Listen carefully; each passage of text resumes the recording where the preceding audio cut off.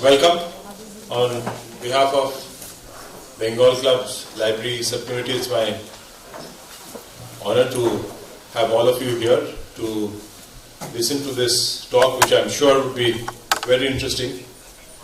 Release of this wonderful book by Dr. Rajiv, Kumar and Mr. Ishan Joshi, Everything All at Once.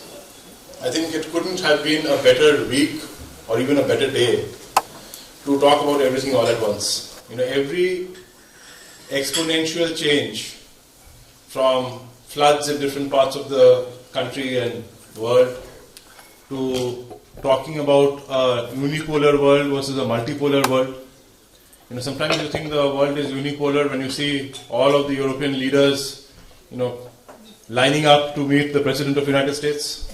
And sometimes you go onto Twitter and you think it's bipolar, actually. You don't know whether it's, how the power equation is and how does India fit into it. In terms of the effect of technology, and which is driving some of this. But even, sitting in Bengal Club, which was started by, senior members of the East India Company, I don't think there's been ever a time where there's been companies that have been as powerful as they are today. 5 companies today are worth $17 trillion in a world which is around $100 trillion. And not only that, they're in your homes, they're in your brains, they are a shopping cart and every other way that, so the effect of technology. Also the ideology. Today the world is more driven, irrespective of what you believe, it's more driven by ideology than, what we remember growing up. So all of those and some others have been discussed in this book. Dr. Rajiv Kumar, I have had the honor to know him for a few years. He was heading Niti Aayog for several years and has an amazingly calm explanation of also most controversial, disturbing facets. And listening to him, you think there is order in the world. I'm glad that he's going to talk about it. I just met Mr. Ishan Joshi, and who's a Calcuttan. He's been in the Statesman for many years. I've editor of Statesman sitting there, so many years been with the Statesman. And when you're discussing in our circle something which is disturbing all of us, there's nobody better than Harshvardhan to talk about it. Not only for I've never seen him stressed. So this is a very stressful subject, and I'm sure he'll do a phenomenal job, and a very senior member of the Bengal Club. Thank you very much. Thank you, Rudro. The one time that I'm stressed is when I'm with my wife, which might be true for you too. It's a great honor, sir, Rajiv Bhai, Mr. Joshi, to welcome you on behalf of the Bengal Club to this conversation. I just quickly went through the book a few days back, and what is really interesting about, there are many books written on various subjects, but while in a very relatively, may I just borrow this? This is just to plug in a little bit on the book so that all of you might want to pick up a copy. In a relatively thin book, he has really, in a phenomenal way, both of them have been able to capture the essence of the tectonic shifts happening in the world. But what is interesting to me is while he has analyzed the problem, he has also given some ideas of how to mitigate it. Most of the times we open up a problem, we discuss the problem, and finally we are left wanting ki karna kya hai iske baad. But here we have some ideas, not necessarily all those ideas you will agree with, not necessarily all those ideas will happen, not necessarily all those ideas will work. But at least we have a peek into a possibility of some solutions to some of the challenges that we face and what we can do about them. So this is just by way of a quick introduction. I would really like to request Rajiv Bhai and then Mr. Joshi to start off the conversation by giving us about 6 to 8 minutes of a brief idea of what they would like to share. Then I'm going to let it be very free-flowing. I would urge you to ask questions, provocative as you wish to be. The idea is not to demonize anyone, the idea is not to find faults, but the idea is to, through the conversation, come to a better understanding of the world that we live in, and hopefully come with some ideas of what we can do to make a small difference. So with these opening comments, over to you, sir.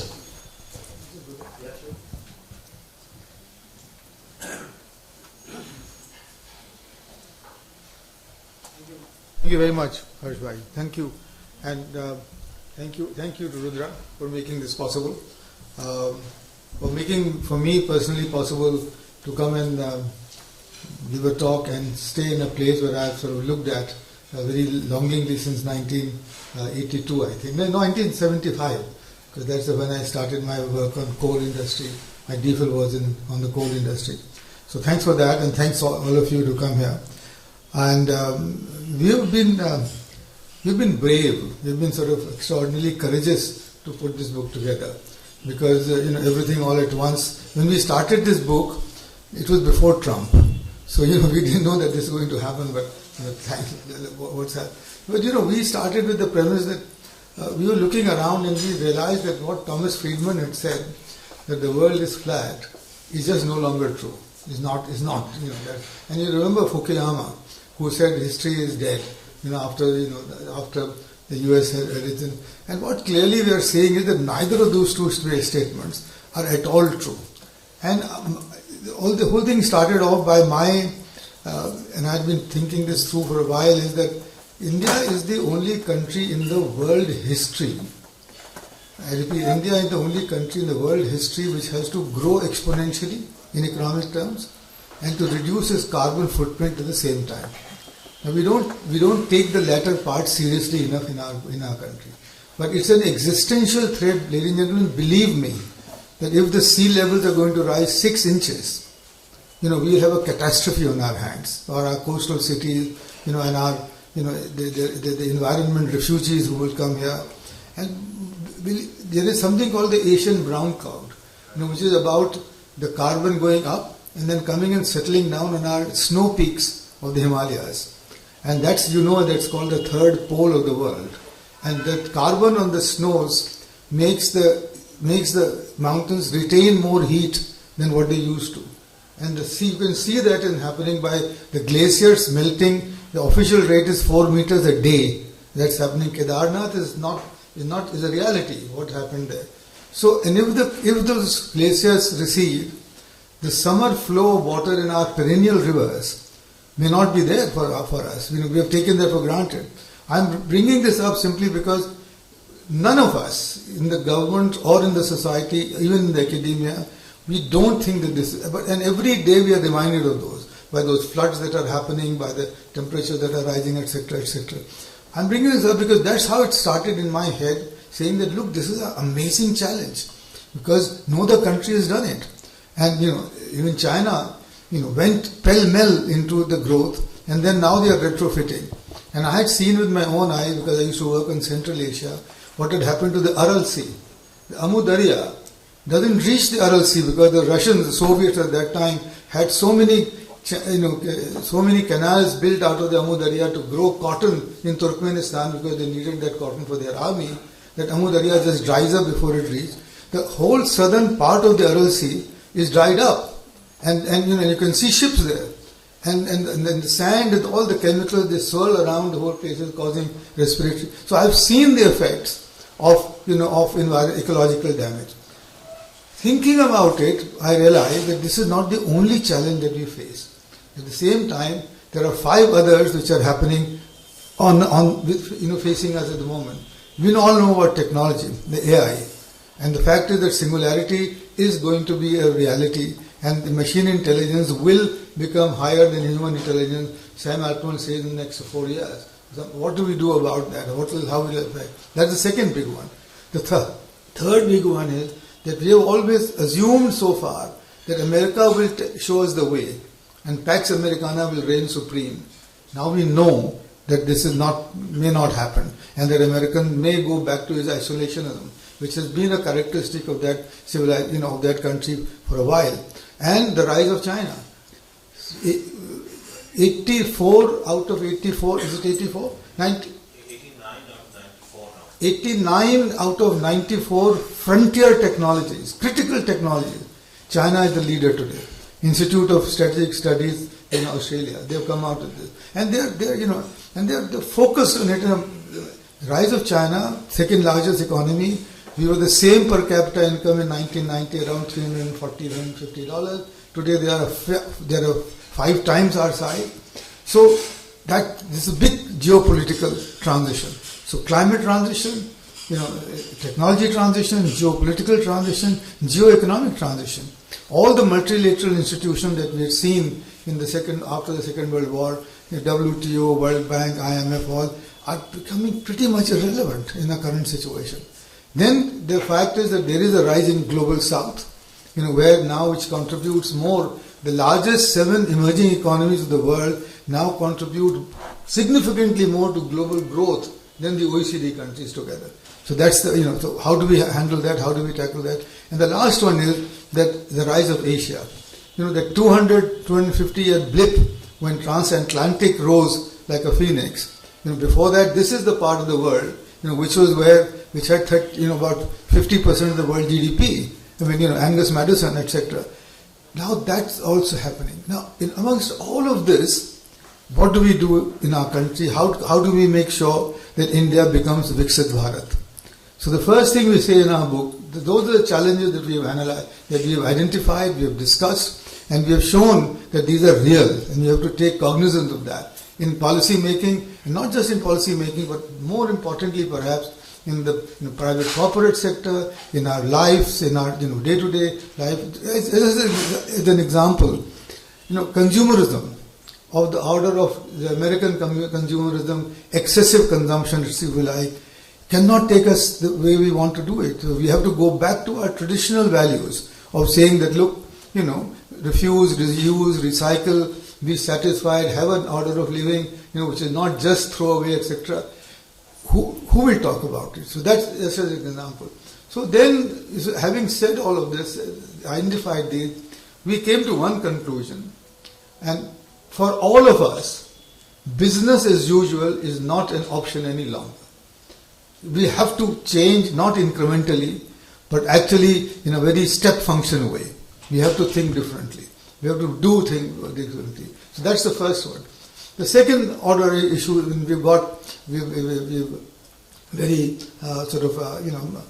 nicely called it the Niti Ashtang. So we've got with 8 pillars of how do we change, what do we do about it. And there again, the second one that I want to bring to your notice is that the relationship between the government and the industry has to change completely. I don't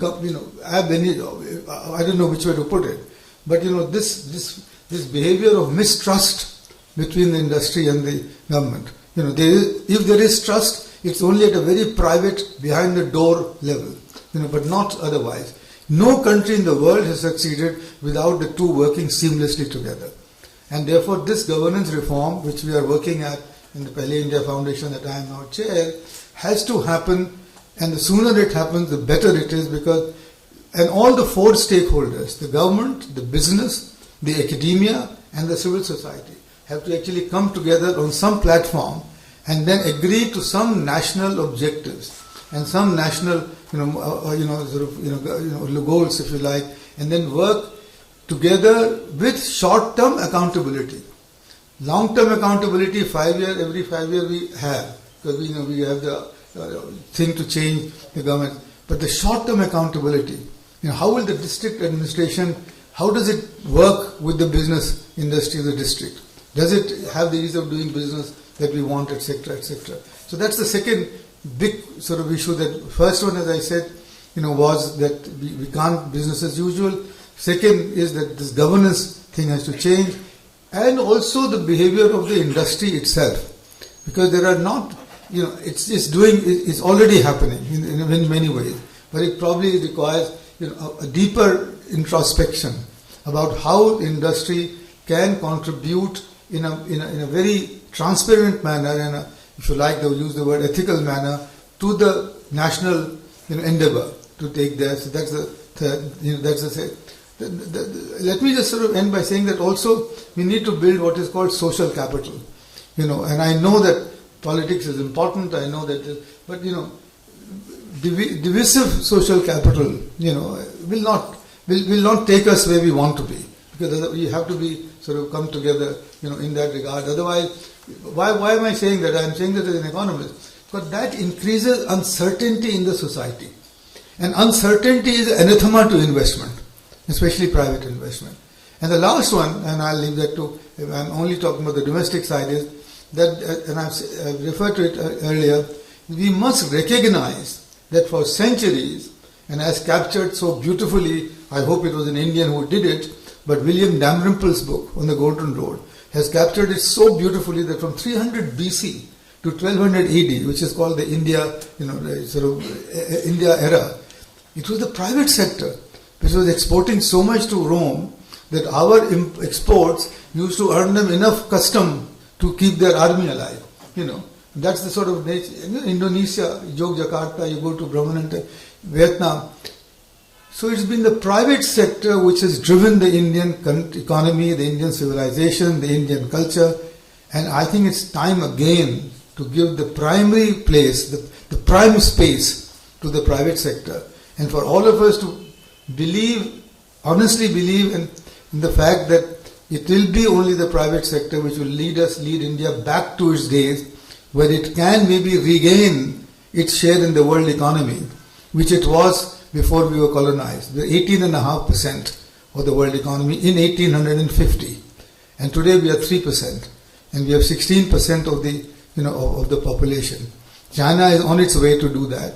We need to do that as well, and we can if we get the private sector the space, the opportunity, and the trust, which it will have to earn by its own actions, but will have to be supported by government at all levels. Let me end here, and I don't want to sort of emphasize about the war. We can come back to the question, but that's the basic 3 or 4 basic messages that we want to give. That the flux that we are seeing in the world today requires us, all of us, to think completely ab initio differently from whatever we are doing, in whatever business we are doing. Thank you very much for listening to me. Yeah.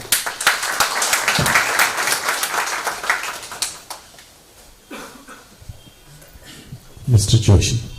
Ishan, please, Mr. Ishan. Thank you all, Mr. Harshvardhan, the Library Committee at the Bengal Club, Rudra and his colleagues. Let me start by focusing on raising some questions rather than trying to give you answers. As Dr. Kumar mentioned, he's focused on the domestic aspect, which is a very important one. But we don't live on an island. No man is one, we were told or taught years ago. So here's where it is. Of the 5 or the 6 transitions that we talk about, let me try and pick one stellar standout fact from each, just to raise a few questions. The geopolitical. We are in danger of being ahistorical if we do not understand the rise of China. Every superpower does what it does. They do it in their own interest. The Americans, for example, vis-a-vis India, from PL 480 week being stopped in the late 60s to the 7th Fleet in the Bay of Bengal, other side, post 71. Even now, despite a technological and strategic comprehensive partnership that we've entered, we've had exactly one quasi-technology transfer, which is the GE and HAL deal, where we are indigenizing 80% now, up from 58%, to produce fighter jets for the Indian Air Force. The short point is that China is doing nothing different. They are doing what they're doing in their own interest. We can't just be sitting here and moaning and whining about, the perfidy of the Chinese. No, we have to just accept that that's what superpowers do, and in this case, a geographically proximate superpower, not 5,000 miles away, which had to use proxies to sort of, implement its agenda.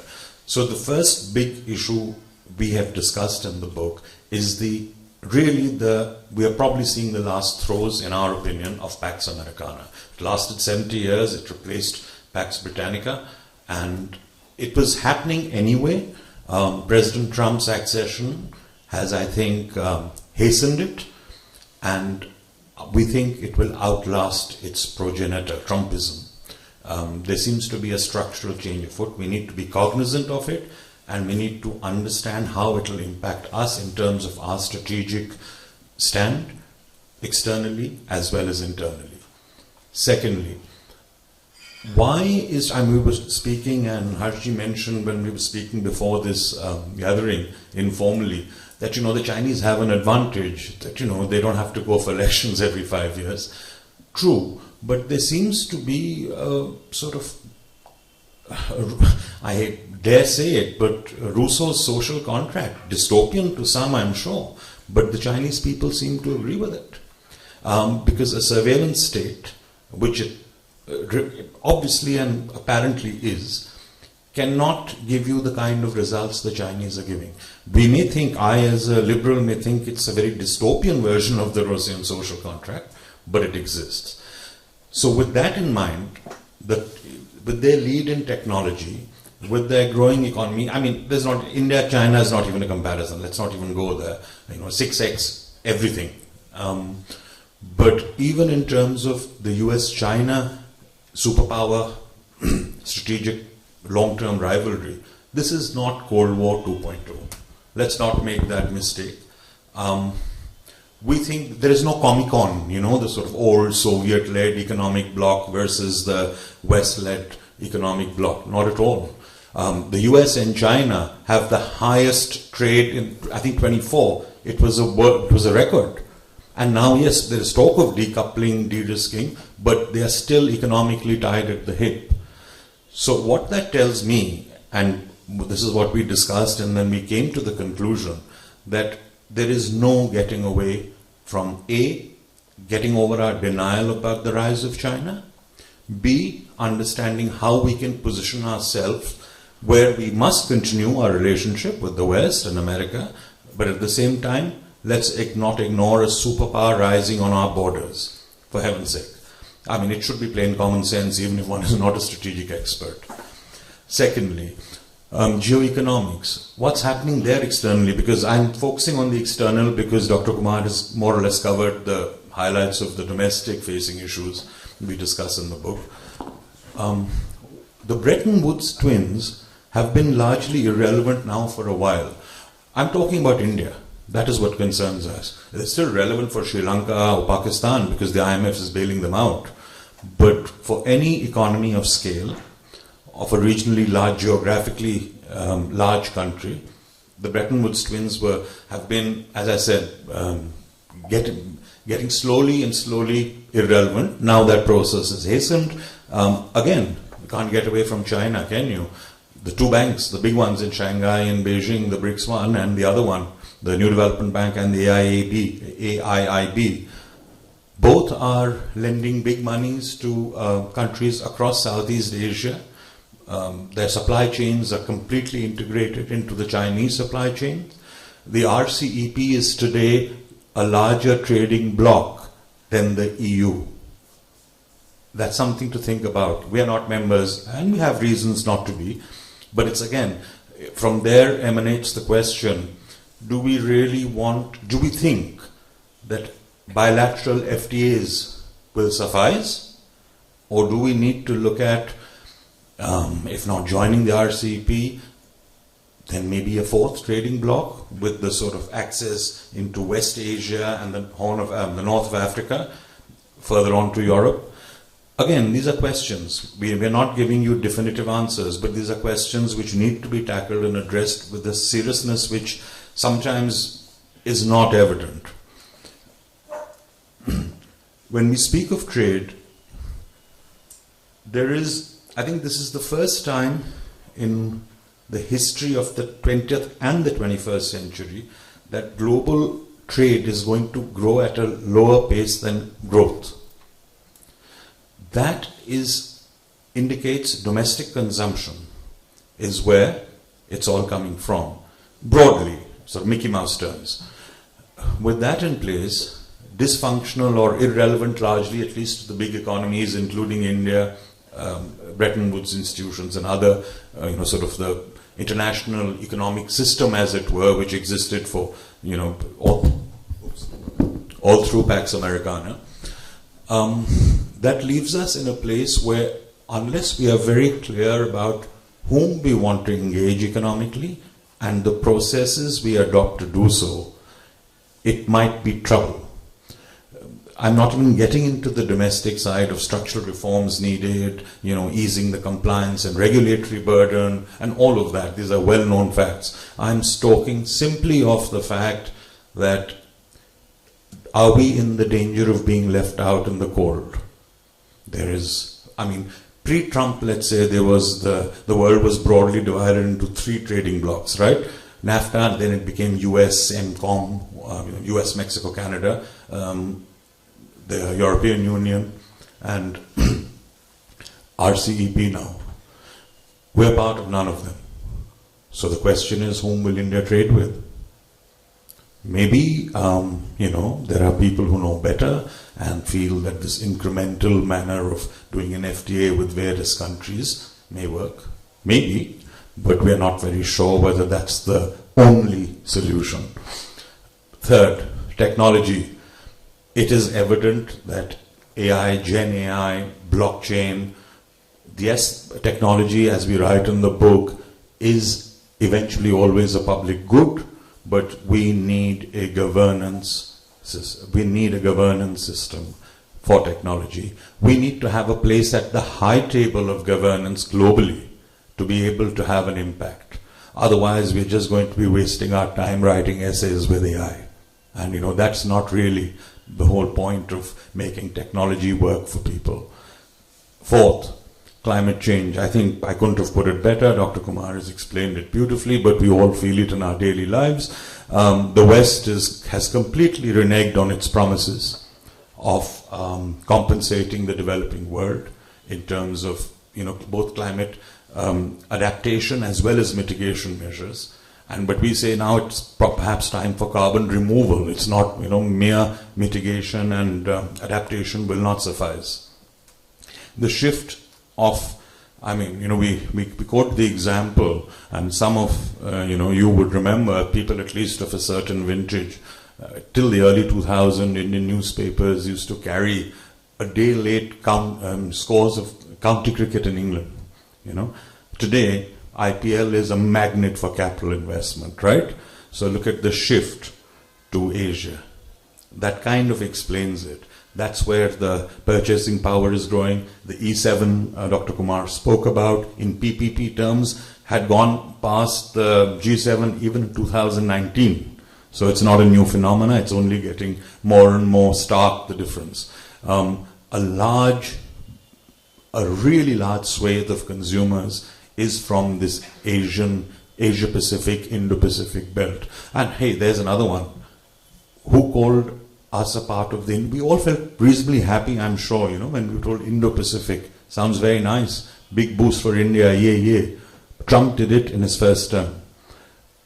It was the Americans.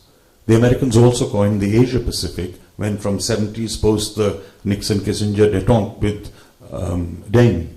They called it the Asia-Pacific, and they helped China grow, and there was a lot of consumers in the US who benefited. There were consumer benefits across the board. These are all, constructs of meta-geography. They don't really have any real impact unless it's in terms of a superpower trying to see where their focus should now lie. So it was the Asia-Pacific when China was a friend and a great place to invest and fantastic for American companies, for consumers. Then it became the Indo-Pacific, and now after the tariffs, I don't know what it's going to be next. Last, and I'll wind up with that, again, these are only the sort of externalities which I'm talking about, so that we can then put it together with the domestic issues Dr. Kumar mentioned and maybe, generate some discussion. Which is the shift to the global south. Now, this is a tricky one because we tend to make a lot of noise about how we are the natural leaders of the global south, but I'm afraid the members of the global south don't seem to agree. In fact, given our entire post-colonial ideological affinity with post-colonial emerging societies across Asia and Africa, there was this great thing about India is so well loved and so well liked, but when push came to shove, it's the BRI they're joining. It is Chinese investment in critical minerals in Africa, for example, which is providing, making the youth bulge productive there. And there are, I can list them out. I'm going to push the book. Please do buy the book. You'll find other examples. But, so that's where we are at externally. Where does that leave us? Well, everything is happening at once. But we can't just throw up our hands and say, so what? I think we have to now start attempting to shape these transitions. It's not going to be easy. Business as usual will not do. But unless we at least give it a shot, we are in imminent danger of being not just, we haven't even reached a stage yet where we can be caught in the middle income trap. With 2,700 per capita, forget the size of the economy. We know the size of the economy. It's a large country, big population, and excellent, all for it. But per capita of 2,700 is a recipe for social tensions going forward. So we have to evolve a measure of welfare, a gross welfare index, if you like, rather than just a GDP. And we've made some suggestions in the book, which we hope will be taken up and discussed further to bring that to fruition. I think that's it for now. And I'll let Mr. Goenka take it. Thank you. So while we were having a conversation over a cup of tea, Rajiv Bhai mentioned that in one of the speeches, Minister George Fernandes mentioned that we have a problem of premature articulation. Underline articulation. I didn't say any other word. So in the parliament. So I would like to ask him. Okay. So I'd like to ask this question, that do we really have that problem of premature articulation? And if it is an imperative that this articulation goes coterminous with democracy, the need to tell what you're doing in order to create the necessary attraction of your voter to you, then how do we reconcile these two things? A problem that China probably didn't have because it didn't need to sort of oversell itself since it had a one-party system. So I'd really like to have your views on what you think about this. Maybe the other way to put it is actually, Harsh, is that we are constantly trying to punch much above our weight. $3 trillion economy is 3% of the world economy. And our Foreign Minister Jaishankar said, I think, clearly that also, even he has said that the best foreign policy for India is to strengthen your domestic economy. So let's get there, before you, and this pretty much articulate. The second part of that is, unfortunately, that our elite, to which all of us belong here, does not represent our people. We represent ourselves wherever we are. And therefore, we are very good at this because our diplomats, are the best in the world, best in the country. They are the creme de la creme. Our bureaucrats are there. So whenever they go into any negotiation, I've seen this as first-hand in many places. Also, when I was working in the Asian Development Bank, etc., they can come and out-argue anybody on the earth. But the point is that's true. But is that your game? Is that the game that you want to play? Or is that the game that you want to play, that you want to capture a greater part of the world market? Right? So I think for us, for me, the sort of lesson is that follow the Deng Xiaoping, maxim. Until you reach the level you want to reach, until you reach Viksit Bharat, keep your eyes down, switch off your lights, and get on with it. Right? And then the world will look at you and the world will give you the credit that you have there. So those are the two ways I think, and by the way, the elite question is important. And which is again where, the industry has to play a role as well. because we are a part of that elite. So, how are we... Now, this is changing because of our Prime Minister, because he is, he's not a part of the elite in some sense, because he's risen, and if we can't do it now, it will be very difficult to do it, any time else. So this is the time to try and capture it. You want to add? Just add a line or two. I think this business of Rara India, while lovely, we all love our country, it needs to be tempered. In fact, we write in the book that we much prefer Vishwamitra, if that is how we want to do it, rather than Vishwaguru. So that would be a good example of, how exactly what we were talking about in terms of not raising expectation management, as all of you who run big firms and companies and deal with HR, is a key variable. So I think we have to manage expectations. We could always do better, like in everything in life. And the second point was that 30 years, let's not forget, I'm just riffing from what Dr. Kumar said, if I may. For 30 years, China grew at 10% CAGR for 30 years from 1990 to 2020. That's the time they were keeping quiet, they were keeping their eyes down. So these are points we can learn from everybody. I think China is is clearly an example, while taking on board the very different political systems that we have, and I personally am grateful that we live in the system that we do.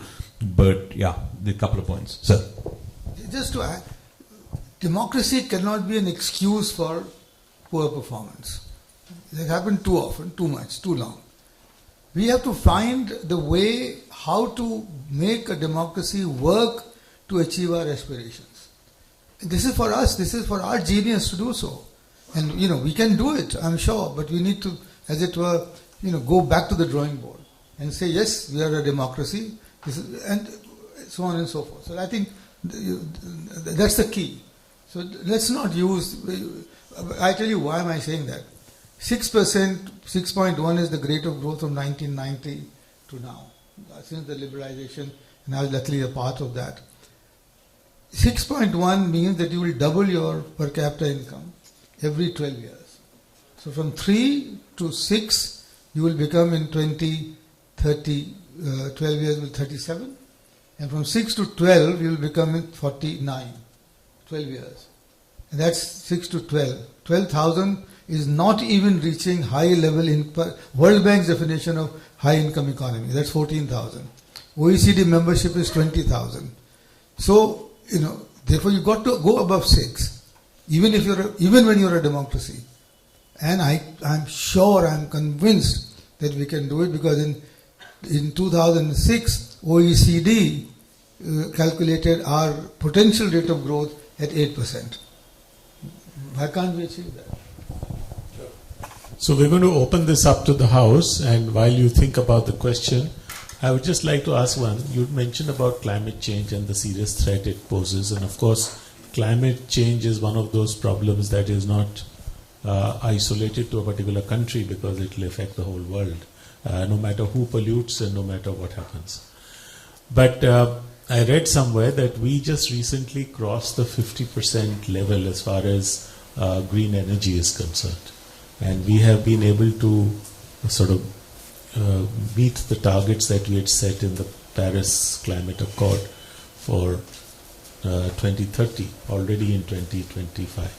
So isn't that a significant leap ahead? Huge, huge. And the declaration, and our target that the Prime Minister set about 40% of generation by 20. That's big, very big. But the 50% hers is the share of installed capacity. It is not yet the share of generated capacity. 75% of our energy still comes from coal thermal power. And there we have not been able to do what other countries have done, the latest technology about how to do clean coal generation. There can be carbon sequestration even when you are doing coal. So what we want to do is to actually, if you're going to do, let me give you some figure here. Our current total emissions are 3 gigatons in the year, total. China's is 13.9. America, USA is 5.8. So we are very much lower down there, right? But we are doubling every 8 years, our emissions. So then you can imagine now from 3 to 6 to 12, by 2047, it will be 24 gigatons. Completely unmanageable. So what you have to do is to reduce your current emissions.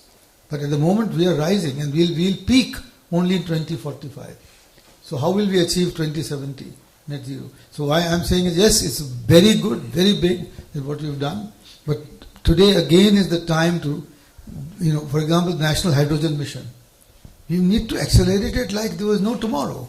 The small, nuclear modular reactors that are now becoming assembly line operators. You need to get them done and private sector to come and get it done, as soon as possible. I mean, the whole renewable energy, solar and wind requires a massive change in storage technology and in our transmission network.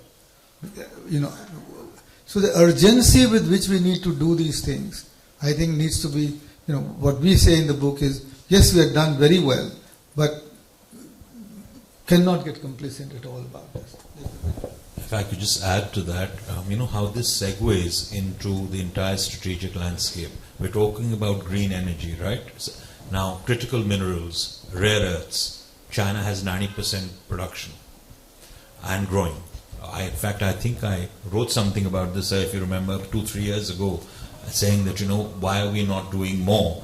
But it's not a question of just waking up in policy terms and saying, "Arey, hum ek policy nikal dete."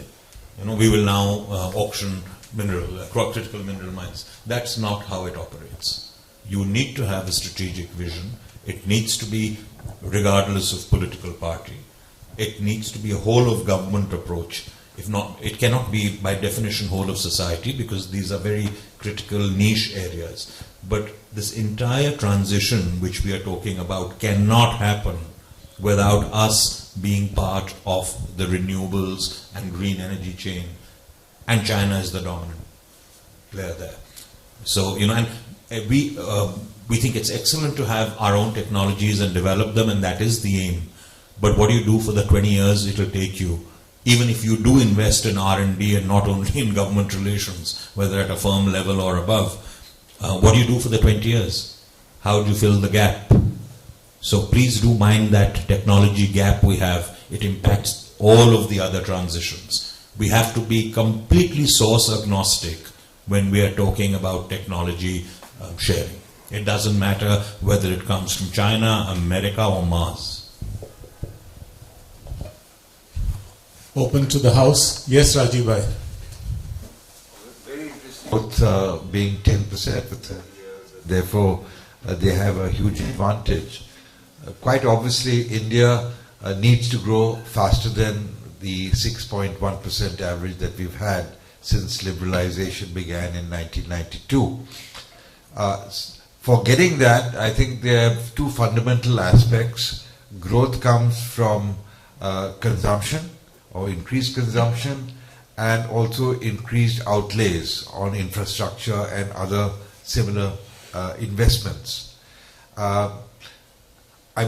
What reforms would you suggest, the top 3 reforms, which can either dramatically improve consumption levels or dramatically improve investment levels, including investments from global sources, because quite obviously our own savings rate is in fact been stagnating or going down. It used to be 38, 39%. I think we are now down to, Rajiv would know better, but perhaps 32, 33%. So we need to get that. So we need to increase our growth, and to that we need investments, we need consumption, and on the investment front we need to increase our savings rate, including global savings coming to us. So I'd like your 3 comments, maybe each, or 3 solutions each. Solutions. Here I should have said earlier is that, there is a lot that has happened in ease of life, ease of doing business, 450 digitization, 450 schemes, jam unity, etc. Big deals happening. But the rubber hits the road in the states. And the states is where the ease of doing business has to become important. Every state government must be made to compete with the other as to how good is it for the private sector. Otherwise it will not happen. So let me, what I'm saying is that it's investment, both domestic, and domestic investors should be celebrated. You know, you don't see that often enough. Two, that the foreign direct investment today in India is about zero, net zero. And that's the figure that you got. We should find out the reasons for it. And one of the things that we have done, for example, we just prepared the UP's export policy, the Pele India Foundation.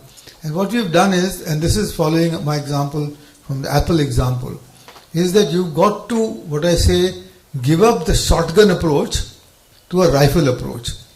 You identify 10 anchor investors for UP. That's what you told the Chief Minister. Because you've got 10 products that can become globally competitive, you know, from carpets to glassware to, you know, garments, etc. Get 10 anchor investors, do what it takes to bring them there. Right? This is what we did with Apple, and you've seen the results. If you do that, and if each state does it, and by the way, for each state the anchor investor would have to be different. It cannot be the same. You get that done, and you would have won the battle. Because with that investment will come the technology, will come the market, you know, the market access, you know, will come the employment, etc., etc. So that's the second thing.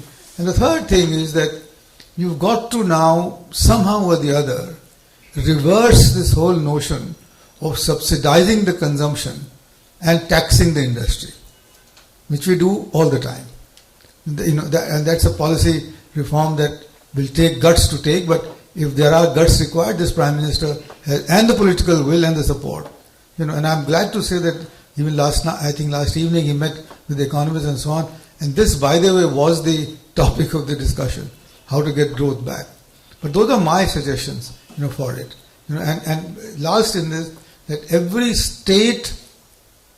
state has to have its own export promotion, industrial growth and development policy, because each state requires it to be different from the other state. You know, pan-India policies will not work. And therefore, you know, Niti Aayog, it was wonderful because we did this, but it's a kind of slip down again, and we need to bring it back. So each state must have its own, and the capacity to design this policy is very weak in every state, you know, and we need to therefore buttress it with the private, you know, in think tanks, academia, industry. And here I think, sorry to take long, an industry-academia coalition working to help the state in achieving its own goals will be an amazing way forward. But again, you have to think it through. Our industry finances think tanks abroad, but not here. We need to think about it. Why is it happening?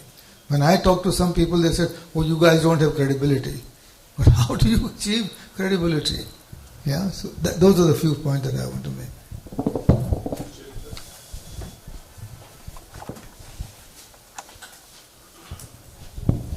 Hi, thank you so much.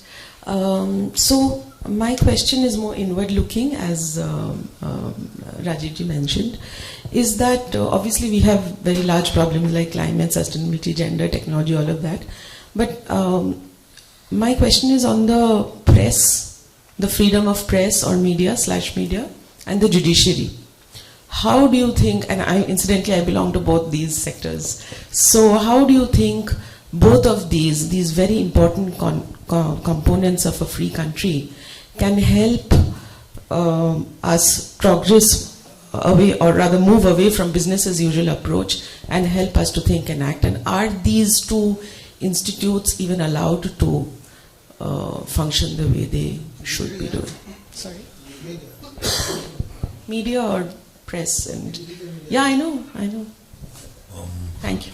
Well, one leg in each sort of field. The difficult ones he will answer. Thank you for that. No, it's just that we haven't discussed the media in the book, and for a reason. Sir knows about it. I'm trying to put something together on that separately. But I will just answer it in terms of what we do talk about in the book, which is administrative structural reforms, right? The judiciary, the bureaucracy, this is all part of, our quadruple transition: political, economic, social, and environmental. It's a quadruple transition. So, on the structural aspects of the judiciary, there are very clear views. As I said, we have not touched upon either of these in our book, and I'm hoping this is Chatham House. So, yes. So, well, as a former journalist, I should not fall for that, answering them. But no, I think it's about essentially setting the rules of the game, because the game has changed. Whether it's Mrs. Gandhi, the first committed judiciary, or it's, whatever is happening, we all see over the past few years and decades. I think it's across parties. I think there is a need for, just as we urge industry to sort out and, their rules of the game, the nature of the engagement they want with government, with academia. I think, at least as far as media is concerned, it needs a complete rethink. It's a different world. We are using archaic, obsolete, and sometimes nonsensical yardsticks. So that's as far as... So again, this is something the media has to do for itself. It can't be imposed from outside. But then there's always the echo chamber danger, which is quite prevalent, I think, in media, and I suspect in the judiciary as well. As I said, I have no comment to offer on whether the collegium system is better or there's some sort of accountability is required. I have very little to say, given the quality of some judgments I've read in the recent past about the caliber of the intake of our judicial officers. So I think that's a whole sort of Pandora's box, and maybe the next book, sir. So, short answer to you is mea culpa. Mea culpa. We haven't tackled it. It was too much for us. And, we'll have to do far more learning about the judicial system, etc., to be able to do anything meaningful with that. But that is one of the parameters of ease of doing business. yes, the contract, the sanctity of the contract. True, all of that is true, and the point is that what we had from Niti Aayog, what I had advocated, etc., was to liberalize the sector as well to begin with. Why can't we do that? To at least offer competition to very entrenched here. And the second thing was, and we had set up, by the way, a committee in Niti Aayog with Madan Lokur as the chair of that committee to start talking about how to reduce the backlog, which is enormous in our lower courts, etc. But there's I don't want to comment on it because it's a real issue. It's a very big issue. But the question is that, sorry, mea culpa. It is well taken that contract enforcement in particular is absolutely. I'll get. But contract enforcement is right.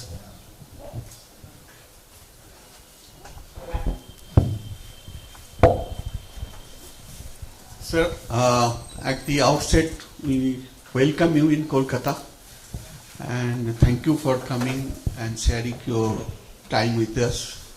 Sir, I am from financial professions. Yeah, financial.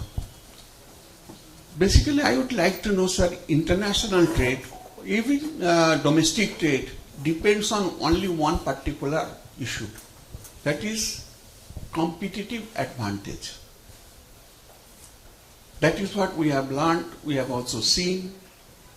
So, Britain can make the textile and export to Scotland, and Scotland can make the scotch and send it to UK and exchange between. So, it is a competitive advantage. In fact, if you are in the industry, you will know that competitive advantage is the most important factor to tackle the market. And this competitive advantage comes from what? To go to the core, it comes from the technological advancement, managerial advancement, infrastructural advancement. These are the areas. But you need competitive advantage. You cannot sell any product at a price more than the existing price of the competitor. So you have to be competitive advantage. And this advantage comes from technological. Sir, may I have your question because it will I'm just asking you, sir. And this technological advancement depends on education. Today, So what is the question? latest statistics says that 80% of the class 8 students cannot solve simple division. So until and unless you strengthen the education system, how can you think for a higher consumptions? Reduction of GST rate will not increase the consumption. Sir, may I have your So my kind question is, Yes. in your book, how education is placed? Because it is the core of all problems. We can buy a voter by paying 1,000 rupees. Because his education system is like that. Okay, So until kindly allow him to answer. So how your book deals with the education system improvement, and secondly, very correctly, the judiciary. The judiciary almost in a collapsible stage. You cannot go to High Court, Supreme Court, Sir, because one may cost we is request high. him to answer you? So these two developments are necessary, and education is the core of all evils. Yeah. So I need to Thank you. understand. Thank sir. you. On the second one, I've already admitted to being the culprit, mea culpa, so I have not done it. On the first one, the education side, we've actually tackled it, and what we've said is, you can say about everything that is the biggest, thing to solve. If there is no infrastructure, no amount of education will do. And the example is before you. We established our IITs before we established our infrastructure and our energy and our industry. What is the result? To begin with, now more than 60% of our IT graduates just migrated. So is that what we want? No. But when Pandit Nehru has done so much for the country, when he was asked about that by people, he said, "No, I want to create, the sort of learning, the temples of learning. We'll see about that." So there is a sequence of events, etc., etc. This government, at least after I think 40 years, has come out with a national education policy, with the Kasturi Rangan committee, and that's got amazing features in that. And by the way, it's the first time that you've seen just recently that the Pratham survey, Asar survey, has come out with an improvement in the primary and secondary school, performance levels. For the first time after 20 years, because that's happening already, that's beginning to happen. But what you want to do is, education is one thing, but skills are equally important. Because and very often we mix up the two, and they are not the same. You can go on increasing humanities as much as you like, but won't affect your competitiveness.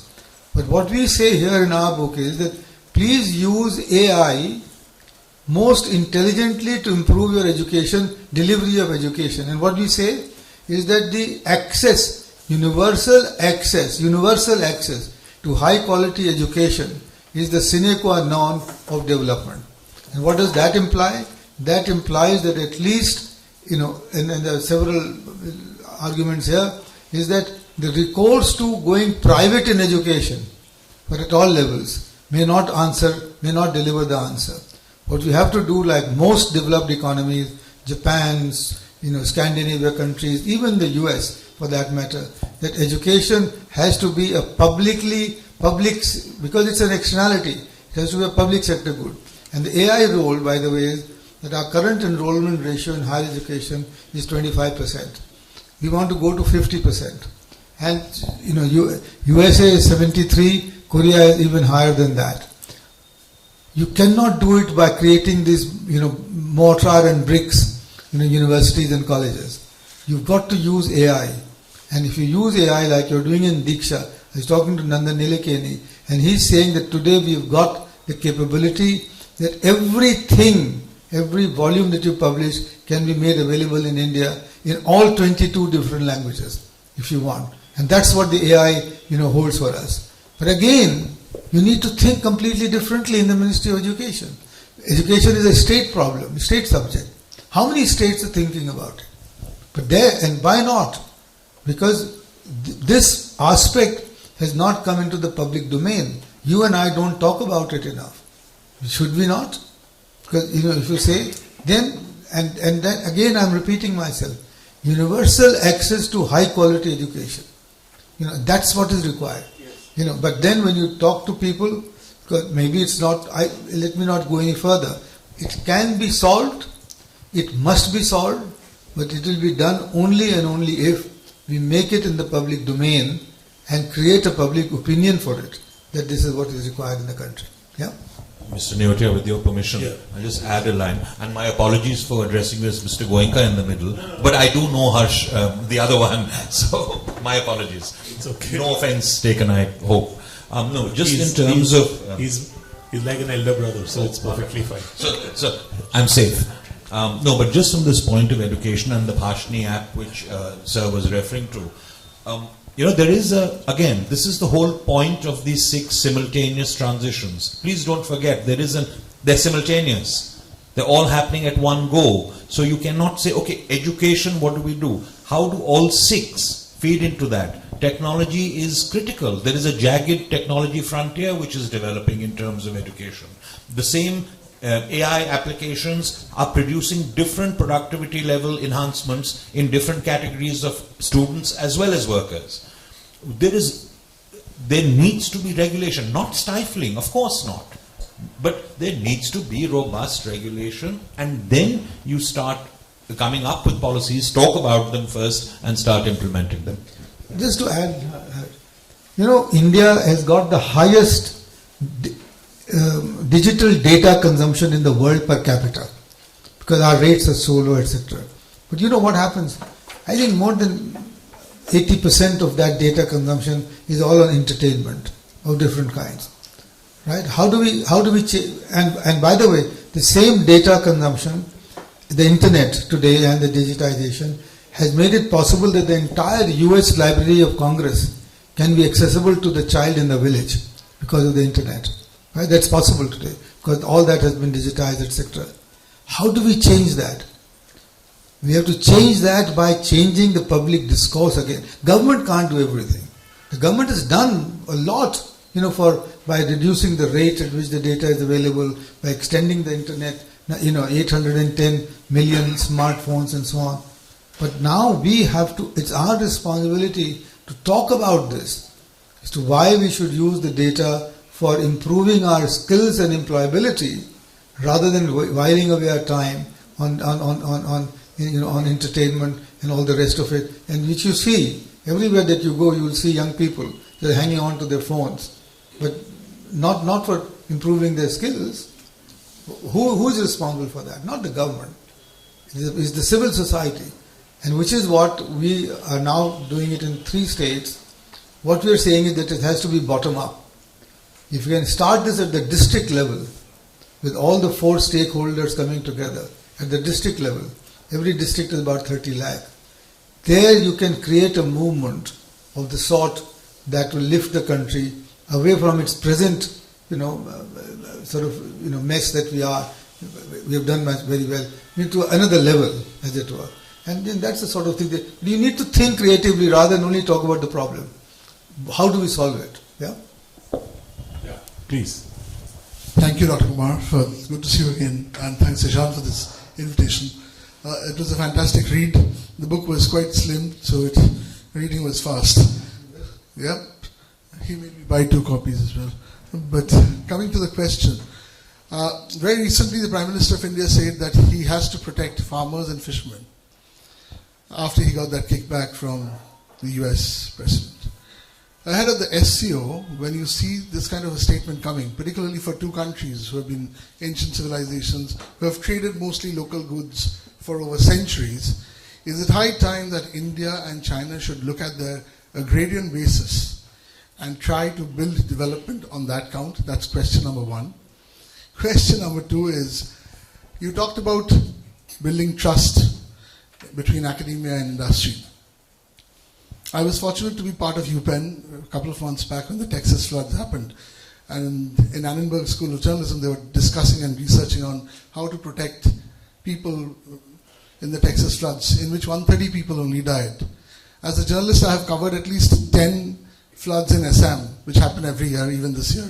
where over 160 people die and 5.9 million people get affected. China also got flooded recently. I am pretty sure, living in China, that they will come up with a template which probably the US would also copy in the days to come. Why can't India come up with a template where the casualties are so high, the devastation is so widespread, whereas everything that's in the news is about Texas floods. It's about Texas flood, something in the US which killed, I mean, any death is unfortunate, but our template should be the global template. Where are things going wrong in getting that bridge happen between academia and industry? 2 questions only. Thank you. You know, on the first one, thank you for asking, because you actually hit me, come to my sort of big passion actually these days on agriculture. You know, we've had a very successful green revolution, right? 70 million tons in stock, etc., so on and so forth. But I give you another figure, which is Institute of Soil Sciences in Bhopal has come up with the figures that they gave me, is that our organic carbon content in the soil was 2.5% in 1947. 1.5% is required to keep the soil arable, cultivable, 1.5. Our current organic carbon content is an unbelievable 0.3. We have converted the whole country almost into a pretty much a desert. Why? Because of the excessive use of chemical inputs, chemical fertilizers, chemical herbicides, pesticides, all of that. So therefore, for agriculture, we need a huge paradigm shift. Also, given the recent empirical evidence from agriculture universities in Hisar and Rohtak and so on, you now know that if you practice zero chemical farming, you actually improve the carbon content of the soil. You know, slowly but surely, you improve the carbon content. That can become your globally largest carbon sequestration program. Ishan mentioned that mitigation and adaptation are not going to work any longer. You've got to remove the carbon from the atmosphere and put them down somewhere. This can be done. Why am I saying all of this? Is that we will not be able to save our farmers and our fishermen. For example, fishermen, if all the river and the tanks get completely flooded with plastic, what will the fishermen do? You know, they can't, and for me, GMO is not the answer, right? That's not. For me, the answer is combining latest AI-based technology, optical sensors, sound sensors, whatever you like, with this zero chemical farming. And if you can practice this, we can change the nature of the game completely. About 30 lakh farmers are now practicing this in the country, but they're all small. What we need to do is to mainstream it somehow. Can we mainstream it? Absolutely. Is the Prime Minister supportive of it? More than you can imagine. But does it find its echo in the national budget? Not really. There is a national mission on natural farming. We spend about 2 lakh crores on chemical fertilizer subsidy. What are we doing? So you have to think differently. So that's the answer to the first question. The second question was on the floods and the templates. I'm sorry to say, well, not sorry. I have to repeat myself that it cannot be a pan-India answer. The floods in Assam are completely different from the floods in Gujarat. And therefore each state will have to find its answer and its template. The Indo-Gangetic floods are completely different from what you get in the south, right? So therefore, again, if we are going to achieve this, we'll have, not meant in any wrong way, but each state is like a country in our case. It's cultural, social, economic, political, physical, geographical features are all different. And does the state have the capability to create a template? I'm afraid not. How will that happen? You will have to create a coalition of the stakeholders, the administration, the industry, the academia, the civil society. If you can bring them together, and what we are suggesting now in our work in the Pehle India Foundation is that you can do that at the district level. And that's where you should start. Because each district is big enough. Some of our districts are bigger than some of the countries. Estonia, Lithuania, we are 3 million, 3.5 million people. Okay, we can do it. It was attempted in the 50s and 60s, but again gone completely out. So that's the answer that we've given in our book, and also we're trying it out in our research work in the foundation. So, all good things have to come to an end. Thank you very much, Rajiv bhai. Thank you very much, Ishan. And thank you, audience. I don't know if there is any formality. Yes.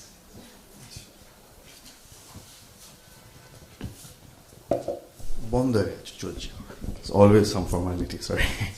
Thank you very much for a most engaging session, which I think was characterized by not premature, but very mature and nuanced articulation.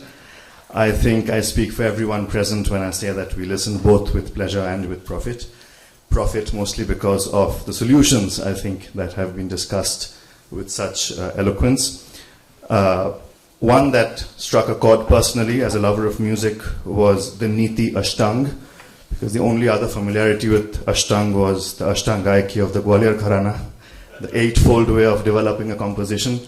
And I think anything derived from the grand old Gwalior Gharana has to stand the test of time. May I request Mrs. Binita Banerjee to kindly felicitate the guests. And we take this opportunity to thank T2 for partnering with us, and our librarian, Mr. Shivunti Shengupto, and everyone else from the Bengal Club. I think the red and yellow roses have been chosen because of the 2-1 score the other day in the Durand Cup. Dr. Kumar.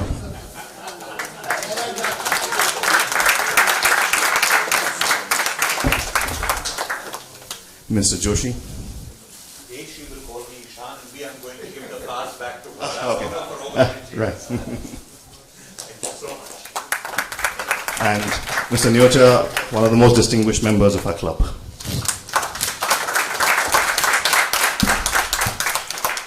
Thank you very much. Have a great evening. Thank you.